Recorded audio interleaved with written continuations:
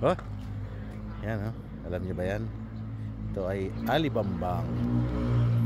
Sit, sirit, sit, alibangbang sa laginto, sa lagubang.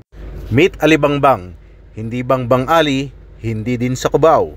Ang scientific name nito ay Pleiostigma malabaricum. Wow, parang pang telenovela. Ito ay maliit na katutubong puno na matatagpuan sa Pilipinas. Ops, please note, Pilipinas, hindi lang sa Cubao. Farmers Plaza. Ang dahon nito ay edible, kadalasang ginagamit pang paasim sa sinigang, lalo na sa paborito nating papaitan. Ito ay mayaman sa calcium at iron. Ang iron ay tumutulong sa energy production, muscle function, brain health, wound healing, immune system support, pregnancy sa mga kababaihan at blood cell production. Kaya kung gusto mong matanggal ang iyong stress, huwag nang pumunta sa Cubao, kumain na lang ng alibangbang. Tia!